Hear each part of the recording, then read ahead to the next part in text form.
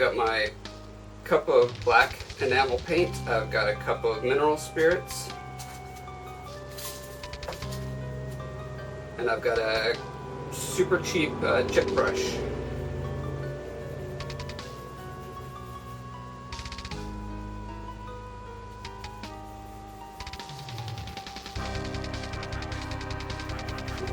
Just dabbing and swirling the brush to make sure I get the black in all the little nooks and crannies.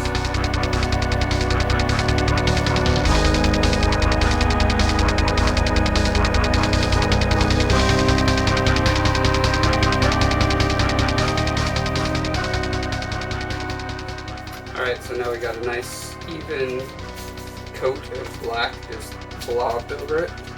Now I'm going to go on with mineral spirits and basically just rub most of it off.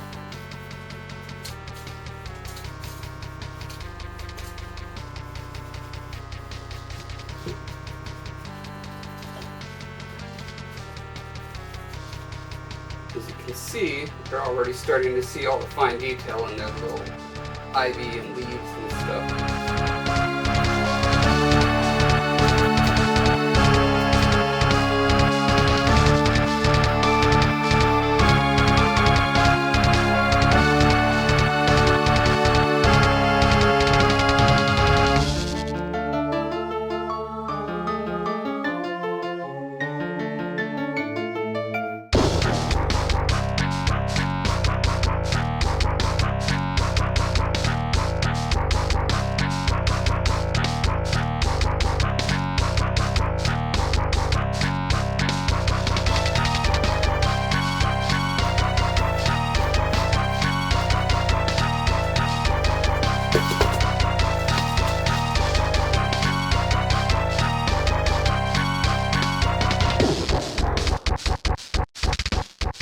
Had to do a little wardrobe change there. I realized I was spattering black paint all over my precious 7 Horns 7 Eyes t-shirt.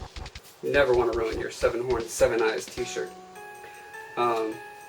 Anyway, I think we've got a good marble finish on this. It looks to me like my photo reference.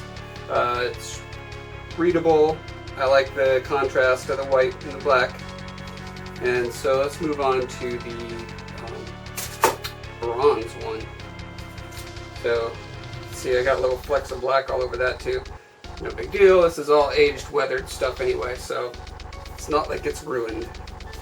So on this one I'm going to be doing acrylic paints, water-based paints. And the reason for that is because, like I mentioned before, water-based paints are way simpler, they don't stink, they're easier to clean. And because I'm dry brushing on this one rather than doing a wash, there's no real downside to using acrylics.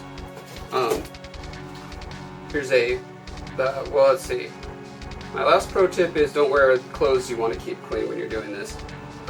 Here's another pro tip real quick, is keep your water and your mineral spirits in cups that are distinct. So I put a little black paint blob on my mineral spirits, because like if you accidentally drink the water that you're dipping your paint into, it's no big deal. If you accidentally drink the mineral spirits that you're dipping your paint into, it just doesn't taste good. I mean, you could drink a little bit of it, I'm sure, I don't know, a couple cups, but no more than that. Okay, let's start with our base color here. So with faux bronze, when bronze gets a patina on it, as you can see, it's got this kind of this weird thing going on where in the little crevices, it's got this blue-green sort of look to it, right? And then as it gets closer to the surfaces, it becomes darker, and then kind of you can see little bits of shine here and there, depending on how corroded it is. So I made this color kind of close to the base that I want. It's a little darker actually than I'd like, so I'm going to go ahead and throw down a coat of a couple different paints here. Now, because I'm going to be doing so many of these, I went ahead and just got two different paints that normally I would mix these, right? I would get one color and then mix in a little bit of white to make a lighter version, a little bit of like brown to make a darker version. But in this case, I just got two of these two bottles on their own. Pro tip doodle number 3 is keep your bottle caps around. These things are really handy as little paint palette sort of thingies. You can put a drop or two of your paint in there, and then you can mix water, you can mix the colors back and forth, what have you.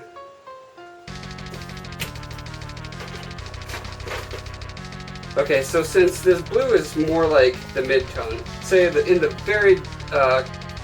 very lightest bits in the crevices will be this kind of aquamarine. What is this? Let's see. This is. It's not going to tell me what color it is. It's this color, right? So I'm going to throw that down first. I'm going to do a quick wash-ish sort of thing. Not too much, just enough to keep it off the very ridges and tips. And I'll do the same thing with this, wipe that down, and then I think I'll have a good base to go from. And since I'm putting it everywhere indiscriminately, I'm using a great big old brush, just because it's way faster. Now with this coat, I actually don't really want to get it in every little nook and cranny the way I wanted to get the black in the marble. Because the patinas on brass is kind of randomized the way it's spread around. Probably has something to do with the impurities in the metal, or I don't know, where little bits of salty air hit it or something, I don't know. I'm sure there's some science that explains it somewhere, you can look it up. This paint, by the way, is super cheap. I think I got it for under $1 a bottle at a craft store, so it's not really. Let's see, how should I put this delicately? The price of the paint usually does not denote the quality of the paint, unless you're doing stuff on canvas and stuff, and you're a real artist doing real stuff. It probably doesn't make a difference when you're just painting resin sculptures and stuff. Personally, I haven't noticed a big difference. A paper towel. Wipe it down. Now, because this is a water-based acrylic, if it dries, then no amount of water is really going to wipe it cleanly. Then, like I was saying before, it turns into little balls and strands and stuff that you just don't want to deal with. So I'm trying to do this relatively quickly.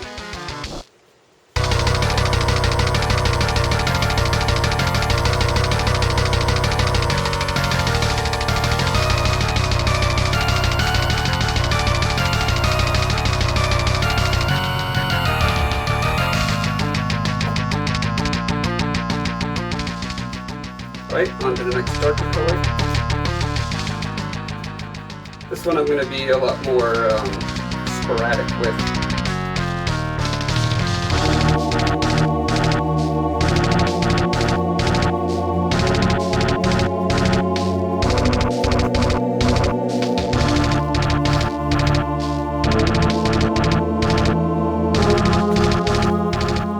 Alright, while I'm dabbing, I'm going to talk a little bit more about paint. So there are different types of shininess to paint, right? There's matte, there's eggshell, semi-gloss, and gloss. Well, when you're at the hardware store looking at wall paint, I don't know if that applies to all paint, but typically when I'm painting, 90% of the things I paint, I am very careful to use matte paint, because in real life, most things are much matter than you would think. This is kind of something that you see like most bad paint jobs on miniatures and stuff like that. Like, look at this one. So look at this purple wizard here, right? His robes are shiny, and that just doesn't, cloth isn't like that. Specifically, look at the highlight, the little white spot there. Right now, here's a real wizard robe. and look at the highlight. It's very diffused, it's spread out all over the place. Now that has to do with how shiny the surface material is, so when you're painting something like cloth or skin or wood, all that kind of stuff, you really want to take that into account. Unless you're doing a brand new polished marble floor kind of thing, you don't want it to be shiny.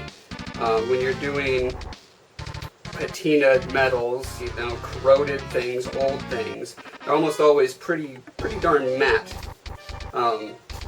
So like the black paint that I used here was matte. If it was shiny, then all these little crevices and stuff would have little highlights in them, and that really kills the illusion. So all these paints, these acrylics, super cheap ones, are kind of middle of the road-ish. They're not super matte, not super shiny. The paints that I like to get that are always very nice and matte, well, unless they specify otherwise, are these paints that are made for painting miniatures.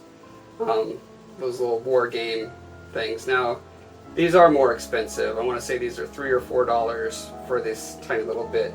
I guess because I don't paint that much, it doesn't hurt me that much to use these guys. So, going on to the next step of this guy, I'm going to be doing a dry brush